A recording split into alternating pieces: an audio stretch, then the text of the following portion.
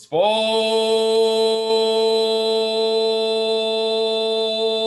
Medicine. Ladies and gentlemen, welcome to another stellar edition of Sports Medicine. I'm your host, Carlos de Los Angeles, NASM CPT, CES, CNC, VCS, weight loss specialist, and of course, DotFIT certified practitioner. And today, DotFIT family is in the house one more time. Yes, sir. She is DotFIT Senior Educator, and she's also the founder of On The Go Fit, as well as a CPT, Certified Personal Trainer, Eve Karlin. Welcome. Thank you. Thank you for having me. You're welcome. It's a pleasure to have you on today. So we're going to be talking about virtual training. Really interesting. And I see you got your shirt for OTG Fit. Tell us about your brand, how it got started, and how it became a success during this pandemic. All right. So yeah, I started On The Go Fit, OTG Fit, basically back when the pandemic started. I found that I was in a situation like so many others of being furloughed. And I realized I couldn't go get a job at a gym because gyms were closed. I couldn't get a waitressing job. Restaurants were closed. And I just found that I was in a place of saying, like, what am I going to do? And then I saw that so many others were also struggling.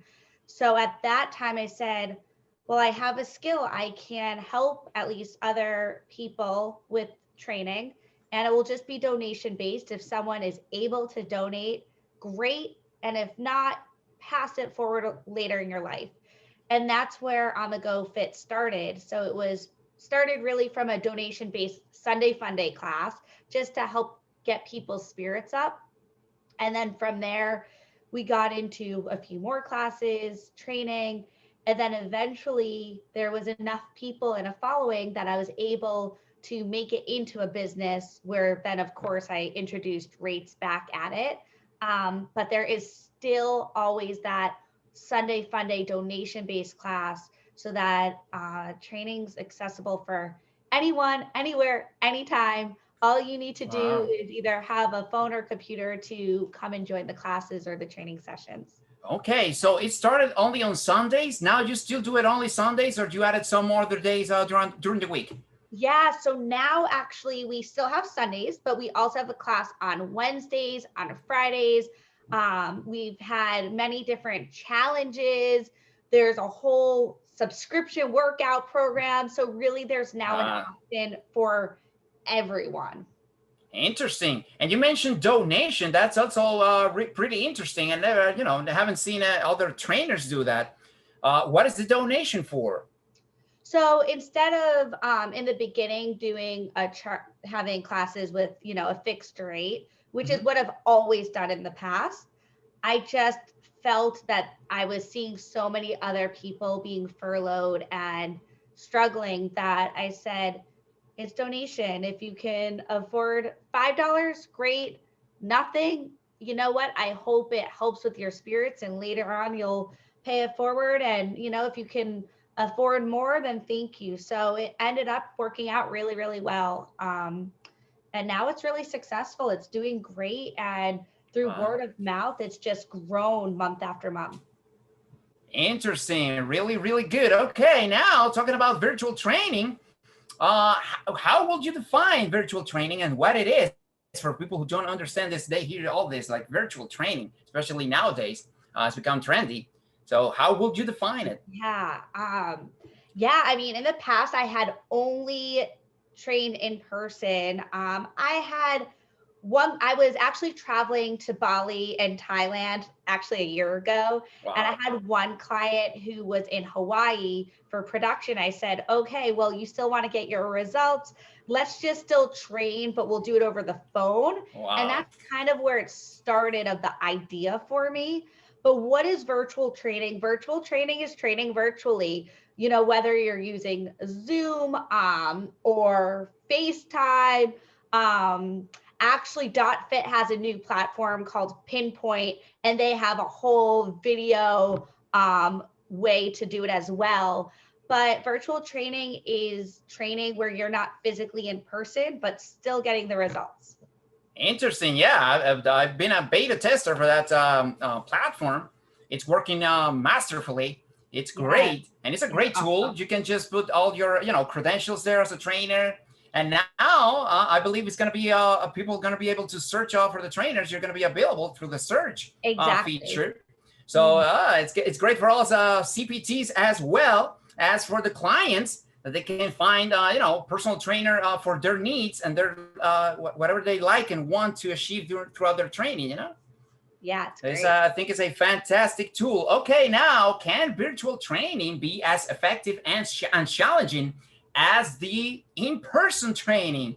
This is one of the biggest doubts that our clients have all the time. Like, is it gonna be the same? I'm still going to be able to be sore the next day. Let me hear your thoughts about that. You know what, Carlos, before I would have said, I don't know about this whole virtual training thing. And my personal training sessions virtually are 30 minutes. If you had talked to me exactly 1 year ago, it would have been like, no way, Oh 1 hour in person, that's it. However, my clients have gotten such great results. And I truly think the biggest reason is because it's become a little bit easier for consistency. All they have to do is turn on their computer. They don't have to get up, get in the car, go physically somewhere, put their stuff down. All they have to do, turn on the computer, and I'll help you get through the workout even if you're tired. Very good point. So I have found that the results have been exceptional, which is amazing. I have also been able to make it just as challenging because it's still personalized, it's still customized. So I'm not just doing a workout, the exercise component of it. We are still talking about nutrition, dietary support. I'm still being able to help with the coaching and accountability aspect as well. Right. Because even though I'm not in person, I'm still able to incorporate that DotFIT program because that's also Sure. an online platform. Sure. Very nice. Now, what do you think about the future of the industry going forward with all this virtual training? It will definitely be interesting to see how it plays out.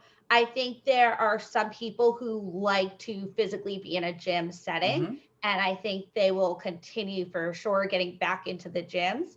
Um, However, I do think there will be a good group of people who will just stick with virtual training because of the convenience aspect of it, the Very fact that good they're point. still getting results, but Yes. it's more time efficient for a lot of these clients. And sometimes it's more affordable also. It's a It little, is. at least 25% off, maybe most of the It is time. a At lot least of that's what I times. do. Yeah. Yeah, a lot of times it's more affordable and they're getting the results. Great, great thoughts. Okay. Now, some tips to get innovative with the and challenging home workouts through the virtual platforms. Let's see some tips for clients and Okay. other CPTs out there, because I know you're doing this all the time, educating other CPTs as a DotFIT senior educator. Oh man. Okay. So the thing about virtual training is that we all know it's new. So because it's new, we always have to just keep our minds active with creating and being innovative with what works and what doesn't work. I've tried many things and I said, okay, well, that actually doesn't work for a virtual training platform. And then I've tried other things that I'm like, wow, I can't believe Mm-hmm. how well it actually worked. So a few tips and tricks. One thing that I've really noticed of really helping my business is creating a community, making sure that people get to know each other, saying someone's name often while you're on a Zoom class, as an example. I'm saying, you know, Susie, Joe, and so forth. Okay, keep it up. You got this. So having them hear their names in a group setting helps. Creating a community helps. How do I create a community? I will introduce people who live in the same area. Oh, Susie, you're in New York. Joe's in New York too. Or, you know, Tom and Mike, you're both in production. That's pretty cool. So trying to really create ways that people are connected. I've also done the challenges, and that's a really great way for people to connect. I usually will have a big WhatsApp group so people can motivate each other throughout, get to know each other throughout.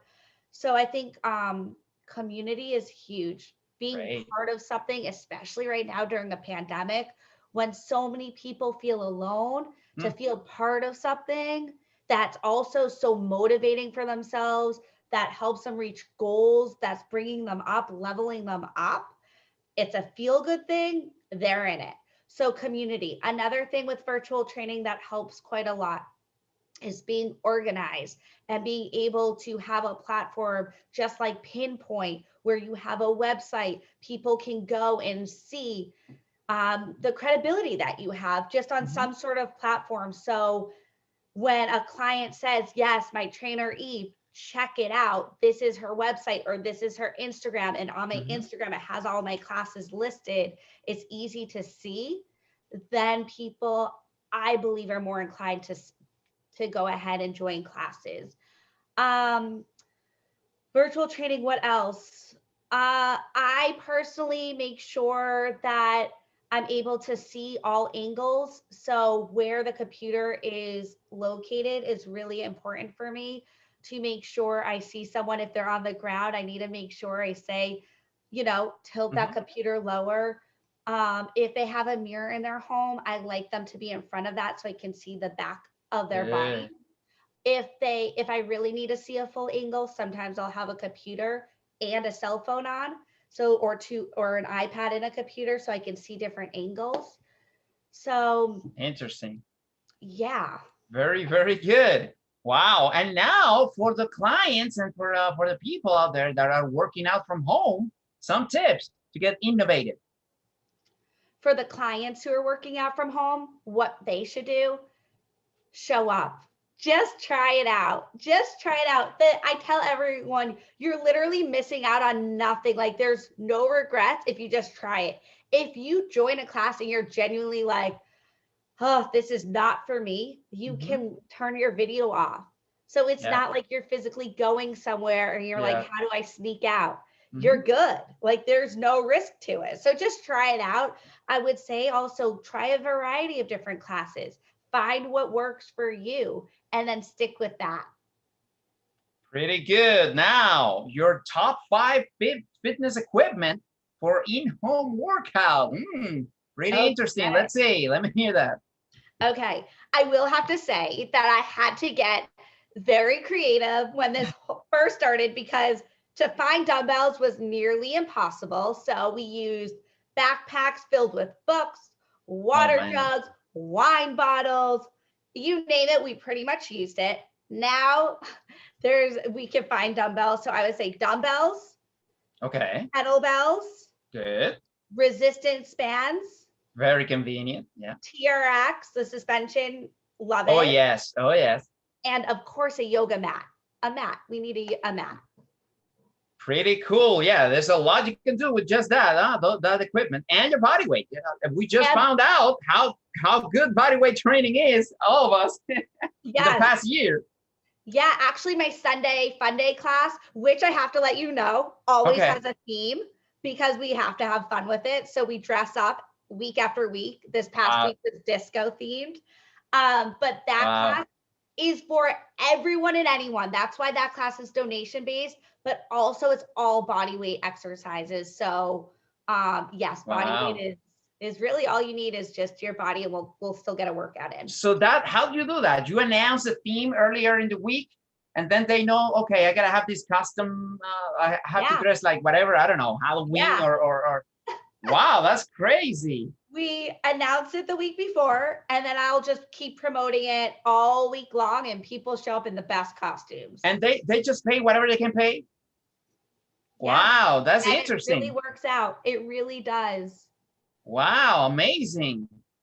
And had you done group training before, or is just after the virtual training? That's another thing. Or how did you do it before? You did group classes before? Yeah, I've done group classes in the past, but I can't say I've ever done group classes virtually before on Zoom. And I think it's really interesting for me. I personally, I'll say the workout, I'll say the circuit as an example. Right after I say the circuit, I will then go and demonstrate the circuit with modifications for those who need it. And Okay. then it's really on the clients to go ahead and knock it out so that I'm in front of the computer, able to really see everyone and Okay. make sure I can really look at the form. And are you able to put the music on the background? You put your own music? So that was something I had to work with. In the beginning, I tried, and that was a big fail. Yeah, because sometimes the speakers give you a hard time, huh?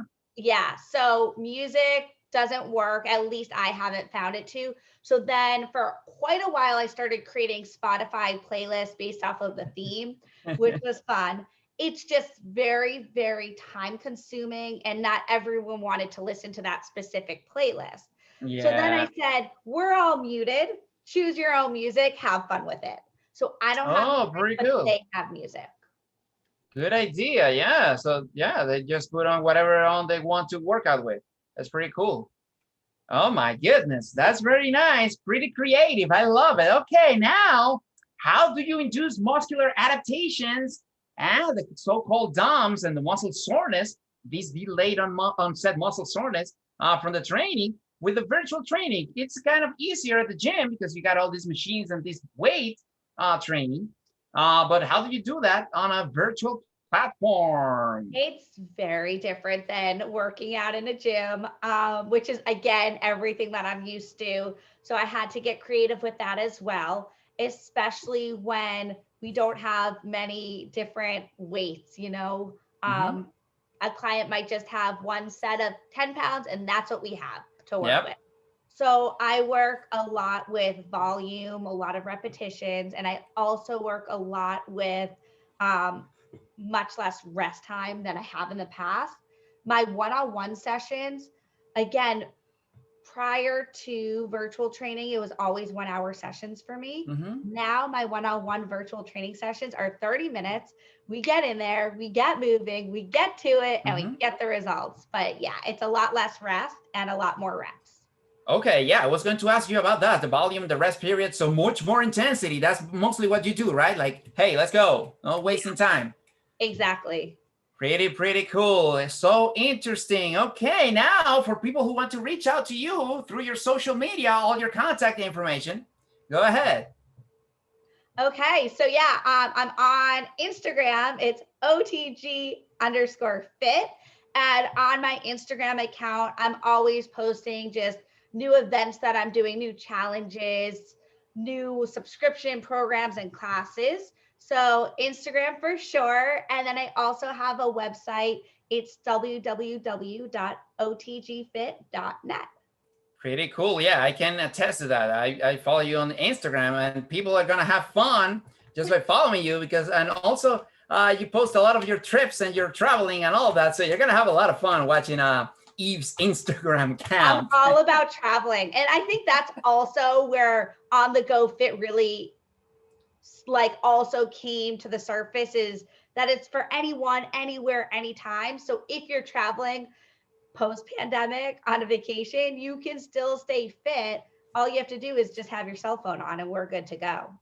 Amazing, very nice. Open invitation for another show pretty soon. You're always welcome here on Sports Medicine. Thank you. Thank you so much for taking from your busy time today to be with us. Thank you so much for having me. I appreciate it. Thank you. You're welcome. Ladies and gentlemen, you already know it. This has been Sports